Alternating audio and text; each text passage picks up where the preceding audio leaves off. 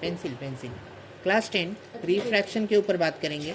Refraction of light हमें पढ़ना है। अब रिफ्रैक्शन क्या होता है, उसके लॉज क्या है, रिफ्रैक्टिव इंडेक्स क्या होता है, डिस्पर्शन ऑफ लाइट क्या होता है, ये सारे टॉपिक को डिटेल में अपन देखने वाले हैं, है ना। यहाँ पे ध्यान देना।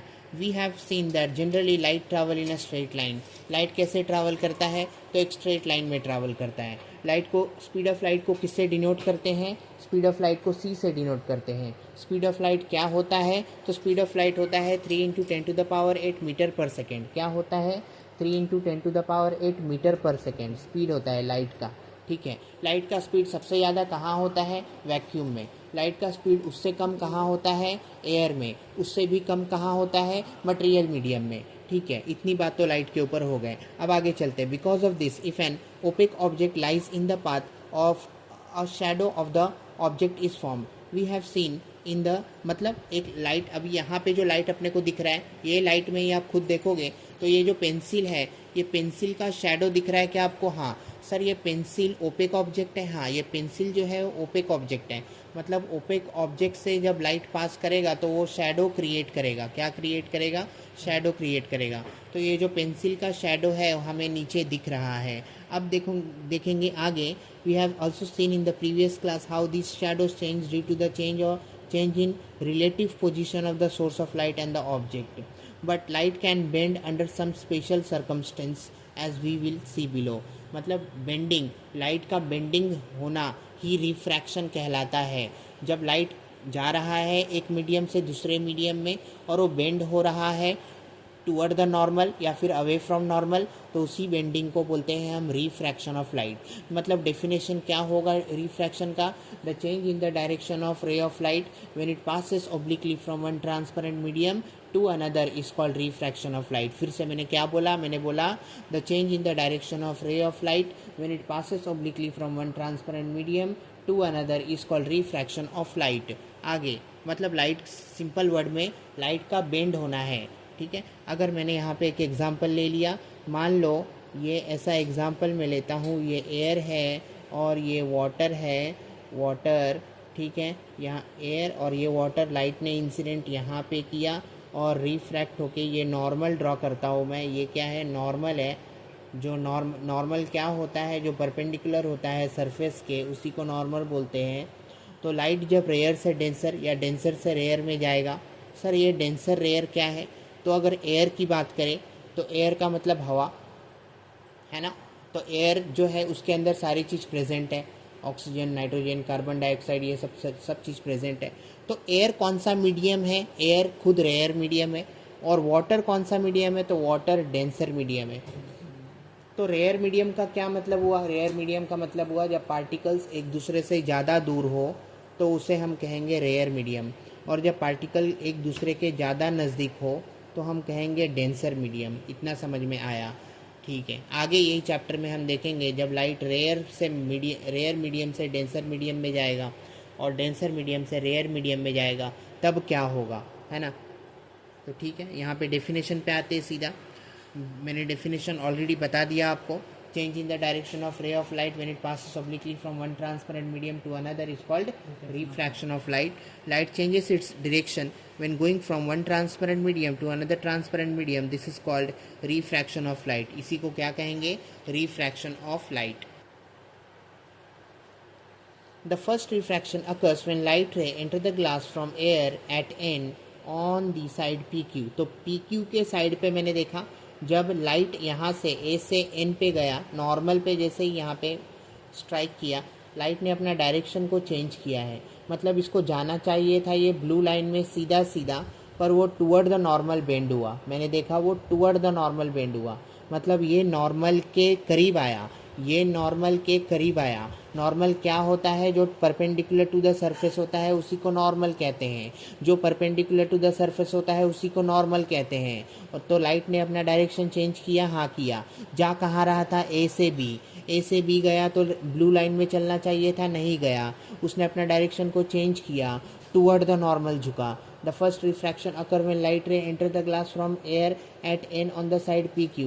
The second refraction occurs when light enters air through a glass at point M. कहाँ पे, M पे। मतलब फर्स्ट रिफ्रैक्शन N पे हुआ है, सेकेंड रिफ्रैक्शन पॉइंट एम पे हुआ है, ठीक है, ऑन साइड एस आर के साइड में.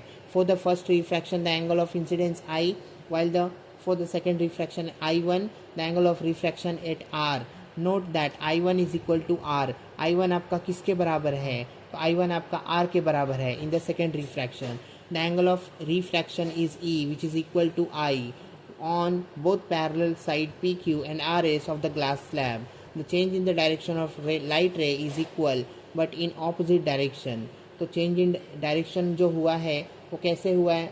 इक्वल हुआ है लेकिन ऑपोजिट डायरेक्शन में, ठीक है. आगे, thus the light ray MD emerging from glass slab is parallel to the incident ray AN. किससे पैरेलल है? तो AN से पैरेलल है. ये AN से पैरेलल है. बाहर आने के बाद भी किससे पैरेलल है? AN से पैरेलल है.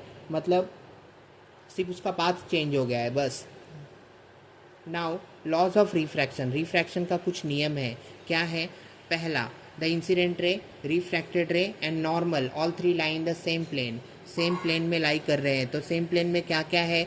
एक तो इंसिडेंट रे है AN और फिर रिफ्रैक्टेड रे है ये NP NB और ये नॉर्मल CR है ना, ये नॉर्मल CD और ये I एंगल ऑफ इंसिडेंस, छोटा r एंगल ऑफ रिफ्रैक्शन. तो ये तीनों भी क्या है? सेम प्लेन में आ रहे हैं, ठीक है. इतना समझ में आया. उसके बाद देखना दूसरा वाला जो लॉ है, दूसरा लॉ को हम स्नेल्स लॉ भी कहते हैं. इसको क्या कहते हैं? Sine I upon sine R equal to constant. इसका मतलब क्या हुआ ये कि for a given pair of media air and glass the ratio of sine I to sin R is constant. Here I is the angle of incidence and R is the angle of refraction. Ratio का मतलब हुआ ऐसा, sin I upon sin R is equal to some constant. अब पढ़ेंगे refractive index, है ना. Refractive index पहली बात तो किसके ऊपर डिपेंड करता है? स्पीड ऑफ लाइट के ऊपर डिपेंड करता है. रिफ्रैक्टिव इंडेक्स किसके ऊपर डिपेंड करता है? वेलोसिटी ऑफ लाइट के ऊपर डिपेंड करता है. अच्छा ऐसा है, हाँ. तो the change in the direction of light ray while entering different media is different. It is related to the refractive index. मतलब लाइट का डायरेक्शन कितना चेंज होगा एक मीडियम से दूसरे मीडियम में जाते समय, वो टोटली किसके ऊपर डिपेंड करता है? रिफ्रैक्टिव इंडेक्स के ऊपर डिपेंड करता है. और रिफ्रैक्टिव इंडेक्स जो है उसका मतलब होता है कि जो रिफ्रैक्टिव इंडेक्स सीधा किसके ऊपर डिपेंड करता है? लाइट का स्पीड के ऊपर, मतलब वेलोसिटी के ऊपर. The value of refractive index is different for different media. अलग अलग मीडियम में रिफ्रैक्टिव इंडेक्स की वैल्यू अलग अलग होगी. And also for the light of different colour of for the same media. The refractive index for some substance with respect to vacuum are given in the table. The refractive index of medium with respect to vacuum is called absolute refractive index. अब absolute refractive index क्या होता है? Exam में आ सकता है ये definition के लिए. The refractive index of a medium, any medium ले लो, कोई भी medium, with respect to vacuum, मतलब कोई भी मीडियम का refractive index with respect to vacuum अगर हम कंपेयर कर रहे हैं तो इसका मतलब हुआ वो एब्सोल्यूट रिफ्रैक्टिव इंडेक्स की बात कर रहे हैं. अपन किसकी बात कर रहे हैं? एब्सोल्यूट रिफ्रैक्टिव इंडेक्स की बात कर रहे हैं. फिर से कोई भी मीडियम है ना का रिफ्रैक्टिव इंडेक्स वैक्यूम के रिस्पेक्ट में करेंगे बात तो बोलेंगे एब्सोल्यूट रिफ्रैक्टिव इंडेक्स. क्या बोलेंगे? एब्सोल्यूट रिफ्रैक्टिव इंडेक्स कहेंगे. आगे, refractive index depends on the velocity of light in the medium. किसके ऊपर डिपेंड करेगा? वेलोसिटी ऑफ लाइट के ऊपर डिपेंड करेगा. ओके, सो ये जो टेबल अब दिया है, ये टेबल में रिफ्रैक्टिव इंडेक्स की बात किया है. जैसे कि एयर का रिफ्रैक्टिव इंडेक्स क्या है? तो 1.0003 है ना. और उसके बाद फिर देखो आइस का रिफ्रैक्टिव इंडेक्स, वाटर का रिफ्रैक्टिव इंडेक्स. सबसे ज़्यादा रिफ्रैक्टिव इंडेक्स है डायमंड का जो कि है 2.42. कितना है? 2.42. इसलिए डायमंड ज़्यादा चमकता है. आगे बात करते हैं. Let the velocity of light in medium 1 be V1 and medium 2 be V2. मतलब लाइट का जो स्पीड है मीडियम 1 में V1 ले लिया, मीडियम 2 में V2 ले लिया, ठीक है, with respect to the medium 1. तो 1 एंड 2 का क्या मतलब हुआ? The refractive index of second medium with respect to first medium. मतलब 1 एंड 2 को ऐसे पढ़ते हैं the refractive index of second medium with respect to first medium. अच्छा ऐसा है सर, ठीक है. तो अगर मैंने लिखा 2 एंड 3, इसका मतलब क्या हुआ? The refractive index of third medium with respect to second medium. आया समझ में? हाँ. is equal to the ratio of velocity of light in medium 1 to that in medium 2. तो रिफ्रैक्टिव इंडेक्स 1 एंड 2 को क्या लिखा, velocity of light in medium 1 upon velocity of light in medium 2. Velocity का मतलब होता है स्पीड लाइट का. Similarly, the refractive index of medium 1 with respect to medium 2 can be written as V2 upon V1. If the medium is vacuum, then refractive index of medium 2 is called absolute refractive index. तो मैंने already बात किया, already मैंने क्या बोला था, absolute refractive index क्या होता है ना. किसी भी मीडियम का रिफ्रैक्टिव इंडेक्स वैक्यूम के साथ अगर हम कंपेयर करेंगे तो वो एब्सोल्यूट रिफ्रैक्टिव इंडेक्स होता है. ठीक है, आगे बात करते हैं. If the refractive index of second medium with respect to first medium is 1 and 2 and that of third medium with respect to second medium is 2 and 3 and what and how much is 1 and 3, मतलब refractive index of third with respect to first. अब यहाँ पे refraction of light in different media का कुछ rule है. पहला rule ये बोलता है when a light ray passes from a rare medium to denser medium it bend toward the normal.